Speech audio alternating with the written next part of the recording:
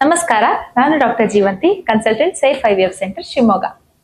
ಇವತ್ತಿನ ವಿಡಿಯೋದಲ್ಲಿ ನಾವು ಈ ಬೊಜ್ಜು ಬೆಲ್ಲಿ ಫ್ಯಾಟ್ ಇದ್ರ ಬಗ್ಗೆ ತಿಳ್ಕೊಳ್ಳೋಣ. ಏನಿದು ಬೆಲ್ಲಿ ಫ್ಯಾಟ್? ಈಗ ಹೆಚ್ಚಿನ ಜನ ನಮ್ಮ ಮಹಿಳೆಯರು 20 ರಿಂದ 30 ವರ್ಷ ಈ ಏಜ್ ಗ್ರೂಪ್ ನಲ್ಲಿ ಇರೋರಲ್ಲಿ ತುಂಬಾ ಕಾಮನ್ ಆಗಿ ಕಾಡ್ತಾ ಇರೋಂಥದ್ದು ಬೆಲ್ಲಿ ಫ್ಯಾಟ್.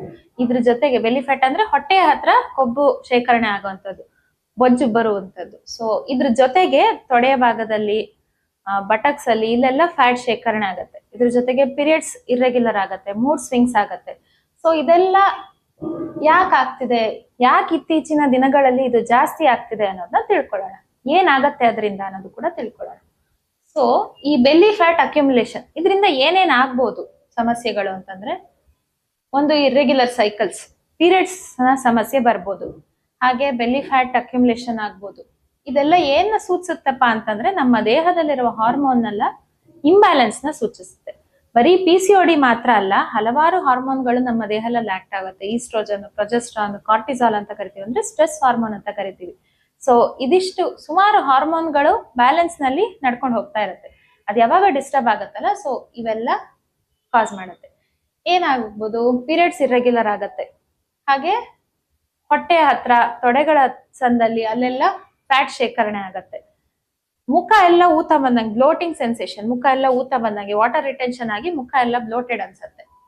ಹಾಗೆ ಮೊಡವೆ ಸಮಸ್ಯೆ, ಹೇರ್ ಫಾಲ್, ಫೇಶಿಯಲ್ ಹೇರ್, ಮುಖದಲ್ಲಿ ಕೂದಲು ಬೆಳವಣಿಗೆ. ಸೊ ಈ ಸಮಸ್ಯೆಗಳು ಜಾಸ್ತಿ ಆಗತ್ತೆ. ಮೂಡ್ ಸ್ವಿಂಗ್ಸ್ ಆಗತ್ತೆ, ತುಂಬಾ ಎಲ್ಲದಕ್ಕೂ ಗಾಬರಿ ಆಗತ್ತೆ, ಆಂಗ್ಸೈಟಿ, ಹಾಗೆ ಲೋ ಎನರ್ಜಿ, ಯಾವುದೇ ಕೆಲಸದಲ್ಲಿ ಕೂಡ ಉತ್ಸಾಹ ಇರೋದಿಲ್ಲ. ಸೊ ಇವೆಲ್ಲ ಈ ಹಾರ್ಮೋನಲ್ ಇಂಬ್ಯಾಲೆನ್ಸ್ ನ ಸೂಚನೆಗಳು.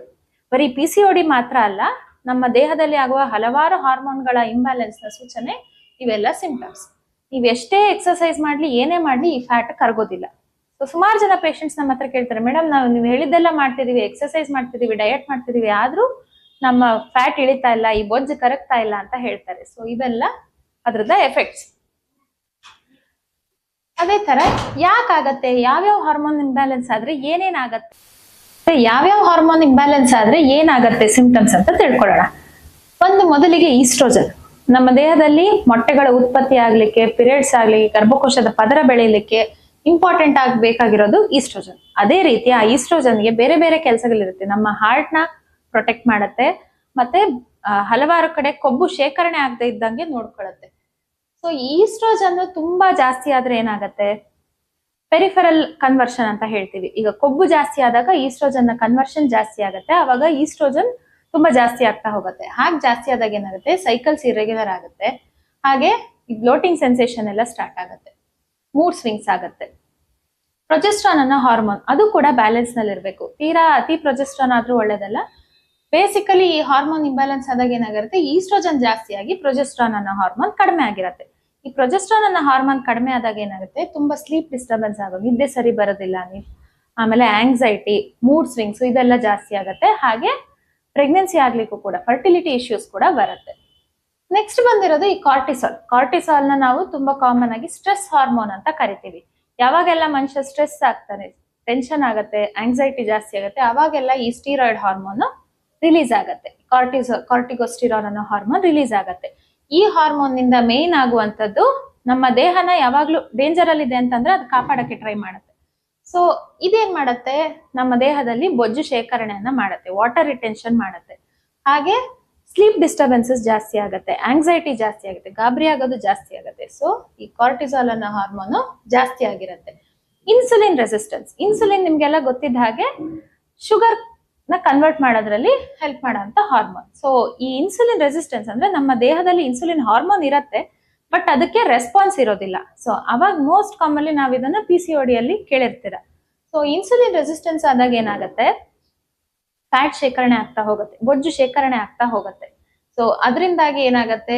ಬೆಲ್ಲಿ ಫ್ಯಾಟ್ ಆಗತ್ತೆ, ಈ ಹೇರ್ ಫಾಲು, ಫೇಶಿಯಲ್ ಹೇರ್ ಇದೆಲ್ಲ ಸ್ಟಾರ್ಟ್ ಆಗತ್ತೆ. ಪ್ಲಸ್ ತುಂಬಾ ಕ್ರಾಶ್ ಈಟಿಂಗ್ ಅಂತ ಬರುತ್ತೆ, ಅಂದ್ರೆ ಸಡನ್ ಆಗಿ ತಲೆ ಸುತ್ತ ಬರುತ್ತೆ, ಸಡನ್ ಆಗಿ ತಿನ್ಬೇಕು ಅಂತ ಅನ್ಸುತ್ತೆ, ಬಟ್ ಆಮೇಲೆ ಜೀರ್ಣ ಆಗೋದಿಲ್ಲ, ಒಂದೊಂದ್ಸಲಿ ಹಸ್ವಾಗೋದಿಲ್ಲ, ಈಟಿಂಗ್ ಪ್ಯಾಟರ್ನ್ ಚೇಂಜ್ ಆಗತ್ತೆ.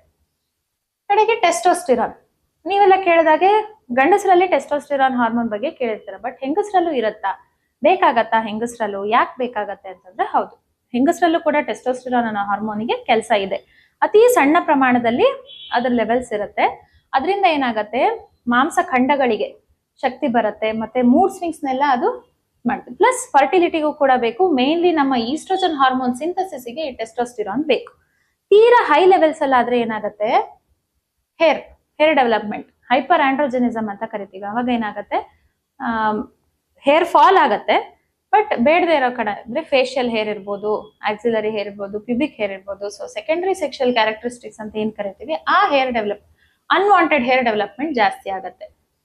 ಸೊ ಇದಿಷ್ಟು ಈ ಬೆಲಿ ಫ್ಯಾಟ್ ಅಥವಾ ಹಾರ್ಮೋನಲ್ ಇಂಬ್ಯಾಲೆನ್ಸ್ ಇದರಿಂದ ಆಗುವಂತ ಸಿಂಪ್ಟಮ್ಸ್ ಹಾಗೂ ಹಾರ್ಮೋನಲ್ ಇಂಬ್ಯಾಲೆನ್ಸ್ ಆಗುವಂತ ಕಾರಣಗಳು. ನೆಕ್ಸ್ಟ್ ವಿಡಿಯೋದಲ್ಲಿ ಇದರ ಕಾಸಸ್ ಅಥವಾ ಟ್ರೀಟ್ಮೆಂಟ್ ಹೇಗೆ ಅಂತ ತಿಳ್ಕೊಳ್ಳೋಣ. ಧನ್ಯವಾದಗಳು.